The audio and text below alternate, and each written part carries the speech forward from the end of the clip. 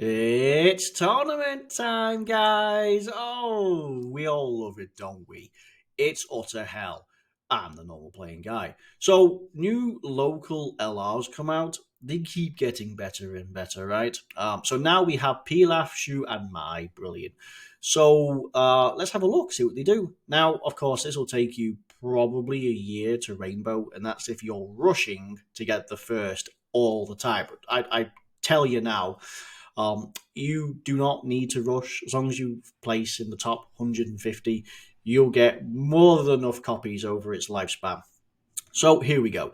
Dragon Ball Seekers, 4 key 130%. And remember, they have begun to easy A these LRs. We know Tien and Chaozu have just had theirs, so Yamcha's next. So it's a while off before we see anything with this. But it is potentially in the future. We have an awful lot now. Geez, 9 years will get you a literal university essay. So let's see how good they are. We have an entrance animation. That's going to be rather jazzy with these people. Pretty cool.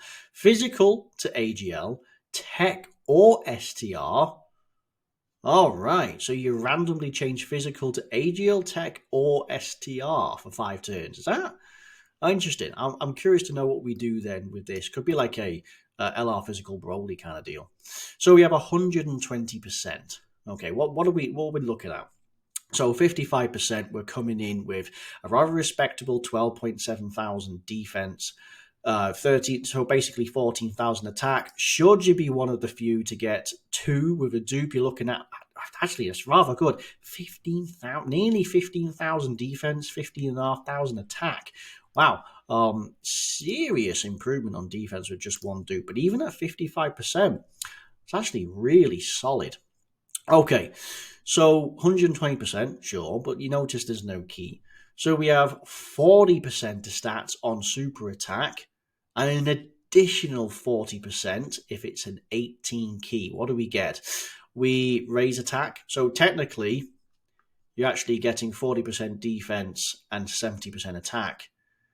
And this, wow, we got 50% chance to stun. Same principle here, except it's going to have a multiplier of 2. A 50% chance to stun the enemy. That's really good. Really you want 18 key. Key plus 1 per type key sphere obtained. Wow, that's really nice. So that helps make up for the lack of key here. So, of course, 3 is what AGL is worth, and everything else is worth 2. That's really good. Let's have a look. An additional 70% to stats and a guaranteed normal 50% chance to super with just one AGL sphere. Really? That's really good. Okay. An additional defense 100% and a 50% chance to dodge with a tech key sphere. I see what's happening here. And an additional 100% to attack and a 50% chance to crit, and you guarantee a seal with one STR. Yeah, okay. Launch an additional super attack with 7 or more key spheres. Okay. Changes int to either AGL Tech or STR when there's a Goku. It is essentially LR Broly, right? The Chile and Lemo, or Chile and Lemo, whatever you call them. This is a versatile unit. So you could have extra stats, depending on if you need it to just be an all-rounder. If you want to be super defensive with a 50% chance to dodge, so this is a defensive build. Or if you want to go with a guaranteed crit, 50% chance to crit and a guaranteed seal with most attack, STR. Honestly, there's not a world of difference between this 70% and this 100%. What really makes it up with, he's not just getting 30% extra defense, you're getting a 50% chance to dodge. And you're not just getting 30% attack, you're getting a guaranteed seal.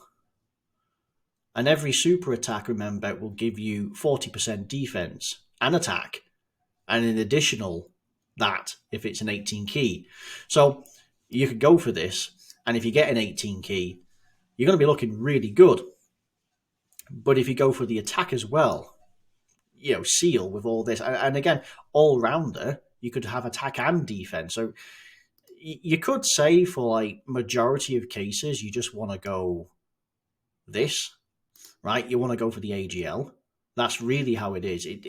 It's situations where you need to fit you like Seal in Super Battle Road could be nice. This will be for some difficult content, right? Maybe like a fighting legend event that could come in handy. Maybe hell, I bet this unit can still do well in some of the lower level red zones.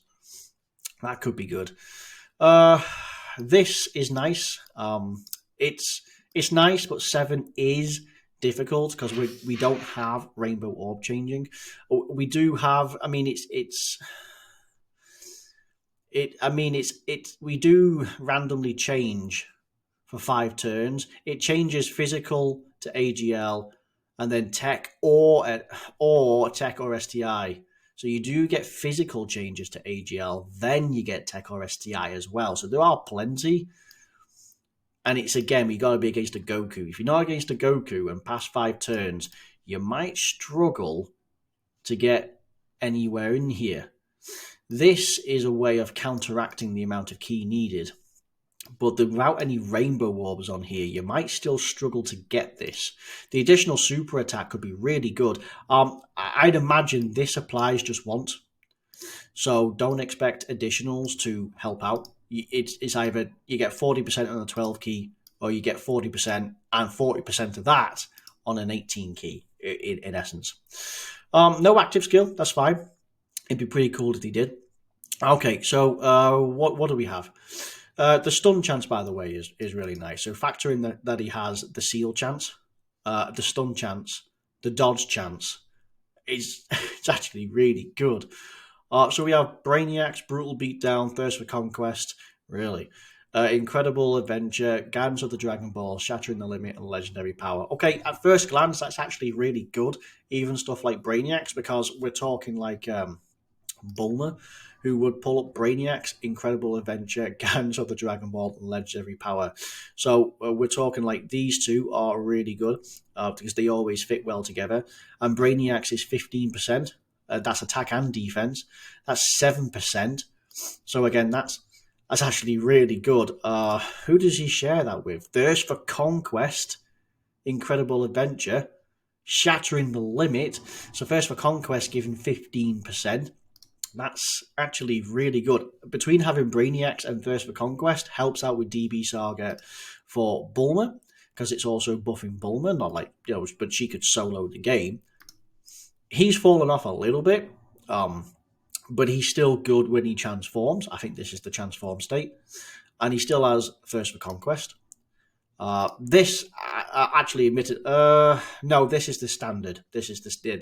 This is not the youth. But even the youth doesn't have Thirst for Conquest, but he still has Shattering the Limit and Incredible Adventure. We're talking. Interesting. Thirst for Conquest, Shattering the Limit, Revenge, Terrifying Conquerors, Extreme AGL. What do you share? Revenge and Terrifying Conquerors. And we share Revenge and Terrifying Conquerors, Extreme AGL. What do you share with this guy, Incredible Adventure? Not too much. We legitimately have some great partners when it comes to the Bulmas, and when it comes to even some villains where they would rock Thirst for Conquest, or even still, maybe stuff like Brutal Beatdown and Shattering the Limit. So that's actually really good. Just taking a look at this then. So Terrifying Conquerors and Revenge. So we're looking at 1, 2, 3 right here. So this makes 4 on Extreme AGL. So I'm just thinking Battlefield, like the middle stages, like level 2, maybe level 3, because honestly, it depends who it is, because honestly, these two, I'm not kidding, even this guy, is these are no joke. Terrifying Conqueror / Revenge on level 2, maybe level 3 of Battlefield could become a legitimate option. Which would be pretty good. So that'll be one to look into. DB Saga is quite good because he will fit in. He looks to be one of the better units in there. Obviously, I'd say Bulma's still king, or queen rather. Bulma's still king. She is an utter behemoth. Let's have a look. Yeah, these are still good in the right hands. A few of these have had easy A's and are respectable. And they are tournament LRs, not LR, sorry, tournament units, free to play tournament SSR ones. So you'll have to have summoned for them. They are a bit of a pain to awaken, and you can't awaken them all. But Thirst for Conquest, Incredible Adventure, and Shattering the Limit, which has been made overall better to cope alongside this guy. Altogether, I think you're looking really good. So teams. Well, Earthlings, believe it or not, yes, Earthlings. Would you run him on Earthlings? Probably, because Earthlings and DB Saga have an incredible overlap. And realistically, so does Earthbred Fighters. But despite him being an Earthbred Fighter, you wouldn't rock him on this. Dragon Ball Seekers, DB Saga, Earthlings, yeah, I can see. Join Forces, no, it's incredibly super based. Terrifying Conquerors, so the only real problem with Terrifying Conquerors is very stacked in top end LR heavy or just like really top end units. Your problem with them is if he was a support, you could probably argue he could find the space. Like maybe if instead of this, it was one STR key sphere give 50% attack and defense to all allies or all extreme class allies. That might have made him alone just worthy of sticking him on. For sure, it's free to play, so it's a brilliant option for those who need any relevant missions for both those two. Sure, Revenge will be a little more challenging to get the missions on Terrifying Conquerors due to lack of the roster, really. But you could legitimately stick him in because again, Thirst for Conquest, Brutal Beatdown, Shattering the Limit, and Legendary Power can come in quite easily. Thirst for Conquest doing a huge amount of the work there, 15%, with Shattering the Limit just rounding it out, right? So you could still make it. For which case, you are getting the important bits. Like everyone's going to get buffed by Thirst for Conquest. So again, even this free to play, it's not like he's impossible to build, but only more recent players or those struggling to build a roster would probably utilize him on those teams. I'd say for sure you wouldn't run him on Join Forces, really. Is about the only thing you just couldn't run him on. It's too super class heavy. So there. But all in, honestly, it looks really good. It's well designed. The incredible versatility. I mean, they've done more than just give him extra 30% or something. Depending how you wish, you have dodge, which is always a good one. Guaranteed seals, factor in the fact that you can have a 50% chance to stun. That's good. Yeah. So how would you build this guy? Well, it's not additionals. Not really, no, because you raise attack for the turn, and this is on your 18 key. So there's no need for additionals. Defensively, he's going to be okay. He has dodge put in if you go for the STR. Sure. You could give him more dodge. Crits, but again, the STR orb's got that one sorted. So how would you build him? I personally wouldn't say additionals. I'd say no. Honestly, I'd say dodge would be the way to go because you would have a 50% chance to dodge with a tech key sphere, sure. But you could have more, like you'd have another proc. And he's going to have, he can have a little bit of crit just to maximize this because you are getting extra attack, right? On both 12 and 18 key. So crits could be a way of maximizing even more power out of it.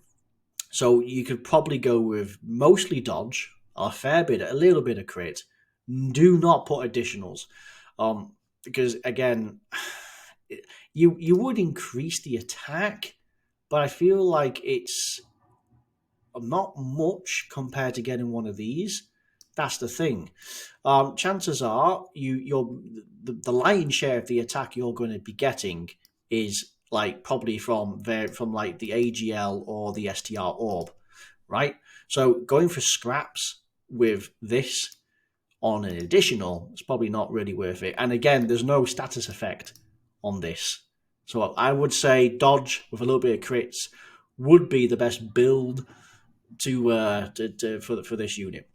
Other than that, pretty solid. Seriously, pretty solid. Yeah, remember it's going to be like this time next year before we even get a chance. There'll be one just before the 9th anniversary. There'll be one. I'd imagine, well, for sure, there's one on New Year's. For the past 3 years, we've had one on New Year's Day. And I'd imagine there might be one hovering around Worldwide Download Celebration. Still, you ain't going to rainbow this unit for a while. The last chance to rainbow the unit for Master Roshi. Uh, um, is it this guy? No, this guy. I mean, he'd been out for like 2 years, seriously. So again, there's just no rush, really. Don't feel pressured to go for the 69% local top spot. Do not. The only real difference is you do get more of those autograph cards, which are necessary to easy A half of these people, like this guy, for example. So there is that. But again, the amount that you get from the top 10 is not enough to do one. Hell, I rank consistently in the top 10 to 30, and I could usually walk away with enough. I could either do one LR Easy A with perhaps one, or I can do one World Tournament unit Easy A, or I can do like four of these guys. So there's that. So do not feel pressured to do it. But yes, just get your 30 million, try and be in the top 150, top 100 even, and then you're sorted. But yes, thank you for watching this video. I like this unit. I reckon this is got a lot of potential on this. The stats look good. This all looks good. It's the only real downside I see is no key in the passive. So we got this, but then again, you factor in Shattering the Limit and then the Incredible Adventure, and you might just get around that based on the teams, because obviously you'd lose that if you had them on some of these others. But yes. Anyway, thank you very much for watching. Have all the best of luck in the tournament if you wish. I know it can be lobotomizing, but sure. But hey, thank you very much for watching this video, and I'll see you next time. Thank you, and bye-bye.